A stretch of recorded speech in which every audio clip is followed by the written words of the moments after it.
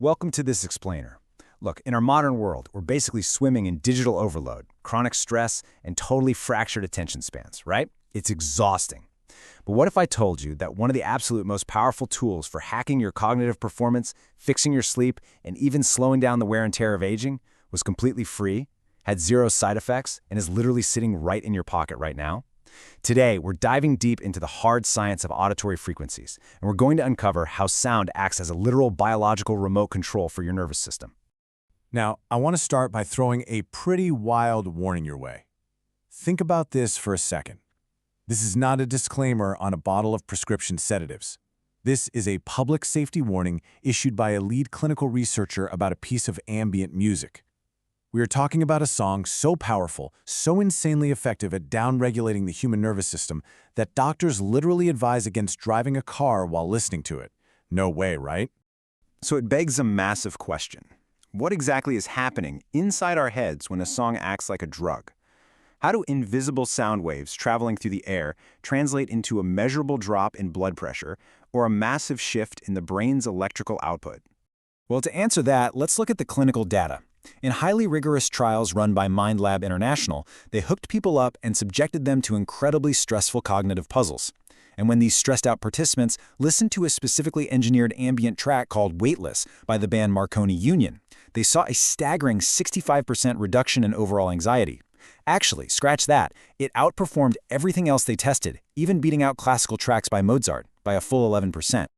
Section 1. The Anatomy of Calm. Decoding the Nervous System. To understand why this works, you have to realize that every single day there's a brutal physiological tug-of-war happening inside your body. On one side, we have the sympathetic nervous system. Our modern grind, the constant emails, the traffic, the endless stimulation keeps us totally locked in this fight or flight mode. It floods us with cortisol, spikes inflammation, and literally ages our cells faster. But here's the game changer. Sound is the key that unlocks the other side, the parasympathetic nervous system. This is your rest and digest mode. Firing this up engages the vagus nerve, dropping your heart rate, helping your gut function intuitively, and letting your entire system finally heal. And we know this isn't just a placebo effect because we can track it in real time using heart rate variability, or HRV. When you're stressed, your heart locks into this rigid, inflexible, metronome-like rhythm. But introduce the right relaxing music, and your HRV instantly goes up. Your heart literally becomes more flexible and resilient. So feeling calm isn't just some vague emotional state, it's a hard, measurable, physical adaptation. Section 2. The Science of Entrainment. Bioacoustic Engineering. So how exactly does a sound wave force your heart to chill out? Well, it comes down to a fascinating biological quirk called auditory physiological entrainment.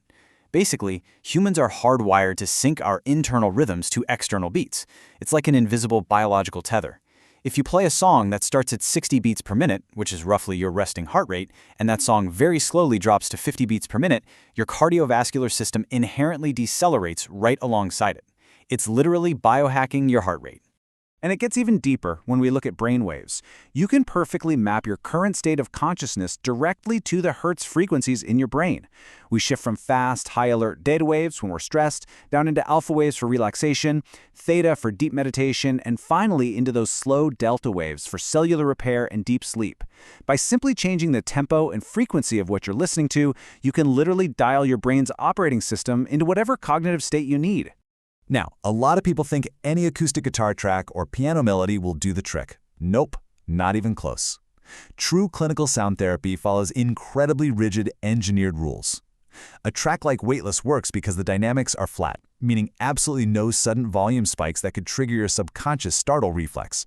And the absolute biggest secret, no repeating melodies.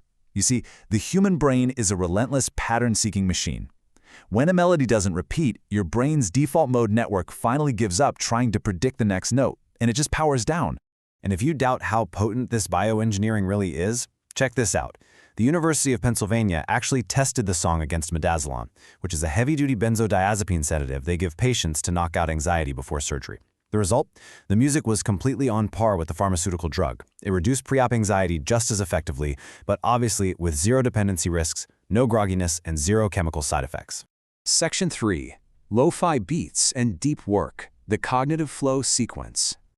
Okay, so we've conquered anxiety, but what about when you absolutely need to crush your deadline? Have you ever noticed that sometimes dead silence is literally the loudest, most distracting thing ever? Why is it that putting on repetitive background noise is often the secret to locking into an intense state of deep work?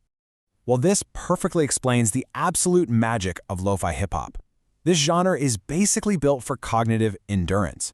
It uses warm, super predictable drum loops and lays them under natural textures, like the sound of static or falling rain. When you sit in total silence, your brain is on high alert. Every random footstep or dog barking shatters your focus.